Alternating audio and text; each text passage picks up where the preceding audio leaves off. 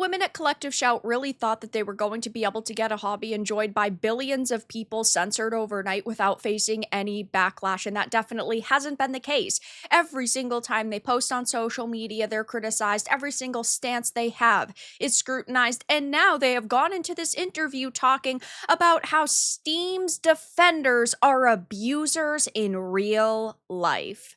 I have a few different things to show off, but before I get into the topic, if you enjoy the content I create, check out the links in the description, join the community in my live streams, and consider supporting through Patreon or YouTube memberships. Now, most of the people that are defending Steam and defending the pornographic games that are on the platform are simply people who defend freedom of expression and defend art. We want to protect creative freedom, and it's just as simple as that. But instead of actually accepting that argument, these women want to paint us as disgusting, degenerate people who should get arrested, who should be in prison, who should never see the light of day again. And they decided to go into this interview, which I thought was really interesting, and of course, attack us yet again. Now, why I find this interesting is because over the past couple of weeks, they've really only stayed in their tiny bubble. And it's very clear that they really only picked this Tweak Town site to do an interview with because they have not actually gone after Collective Shout. So Collective Shout isn't going to sit down and talk with people who are going to criticize their stances. They don't want to debate. They just want to sit in their little echo chamber and only really talk to yes men, but now they've actually decided to call us all abusers. So it says nobody has a human right to simulate and enact fantasies of R and extreme violence against women. Caitlin Roper, the campaign's manager at Collective Shout, explained in a recent email interview with me, not being able to access rape games from popular gaming platforms is a minor inconvenience, not a violation of a person's right. Payment processors get to determine if they do not want to host illegal content, including R, violence, I, and exploitation and bestiality. But we really know that it doesn't boil down to anybody in this situation caring about protecting the kids. It boils down to online surveillance and power and control. The feminists at Collective Shout only care about being able to make money, and they don't actually want to protect women and young girls, or otherwise they would be talking about places in the real world where women are property, where women are abused, where women are treated like garbage. They're not talking about those places, though, because they can't make money off of that discussion. And payment processors also really don't care about this content. They just care about their brand image. So she can sit here and believe that she's doing a justice for the world, but censorship will one day come for you. And I actually had just recently done a video where one of the Collective Shout campaigners was silenced on X. Her account was suspended because she was discussing this issue, and nobody came to her defense, and that is going to happen to you one day. Collective Shout, a small group from Australia, created a stir within the PC gaming community when it targeted Steam, the biggest storefront and platform, which, by the way, it's always rich when the access media tries to paint these groups as small. We are talking about the Sweet Baby Inks, the Collective Shouts. Oh, they're just small groups filled with a couple of passionate people. No, they're people who have ties to government boards and government regulators. And in this case, right, these women are directly tied to the Australian government, just like Sweet Baby Inc. had worked with other companies that got funding in places like the UK and Canada.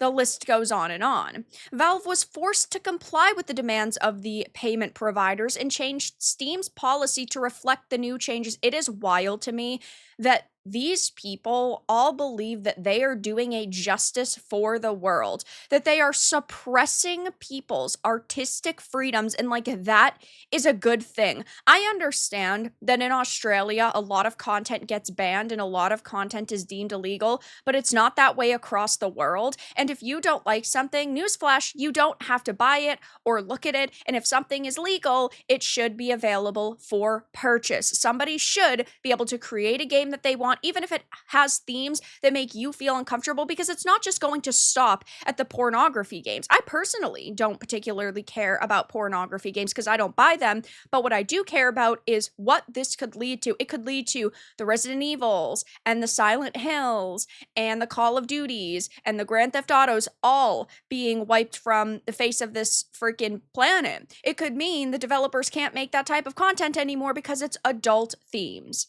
So it says, while some gamers were upset that their games were now removed from the platform, many felt Valve's compliance with the situation highlighted an overreach by payment processors, which definitely is the case. They are policing art and content, and it is such a slap in the face to the people you expect to read your article when you are not actually presenting our side of the argument. The only way an interview like this can be done is if you have a other opinion or the differing opinion in the same article. So half of the article is Caitlin Roper's opinion, and then half of the article is like my opinion, right? Or our opinion. Because you are sitting here and you are refusing to use the words like freedom of expression, creative freedom, people fighting back against censorship, people's rights being respected and protected in places like the United States, because of course they just wanted the clicks. And that's why I'm using an archive, because you don't deserve a click if you are not going to paint the full picture for everybody who doesn't know the situation. All you are doing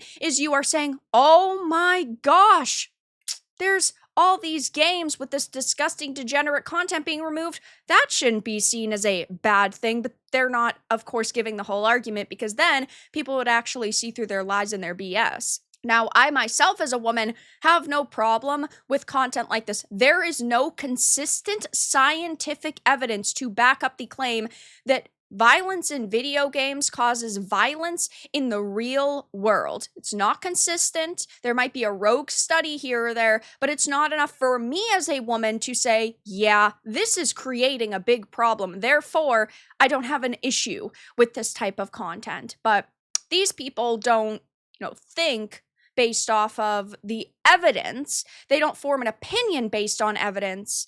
They form opinions based on how they are feeling, based off of an emotional reaction, which is the problem.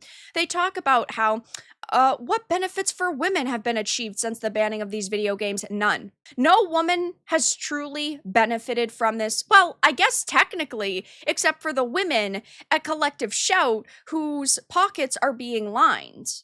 No woman who in the real world that might have been abused is being positively affected by this. What types of harmful depictions of women in games do you believe are the most harmful, and how? The global research has consistently found that depicting women as sexual objects, as things existing for someone else's sexual use, is harmful and contributes to the negative impacts I outlined earlier. The global research. That doesn't sound like a source. That is not a clickable link. That sounds like an opinion. The global research. Okay, surely.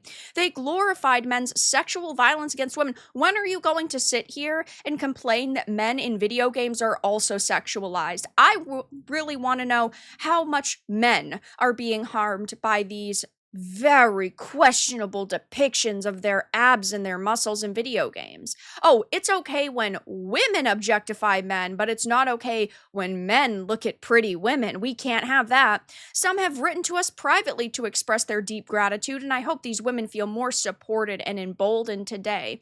They depicted extreme sexualized violence and torture of women. I've been working in this space for 15 years, and I've encountered some pretty extreme material, and what I came across here was some of the worst I've ever come across. Critics argue this removes agency from women creating or consuming adult content. How do you reconcile protection with freedom of choice? And then they say there is no greater removal of a woman's agency than are. Media that glorifies violence against women harms all women, regardless of whether a few women participate in its creation or its consumption.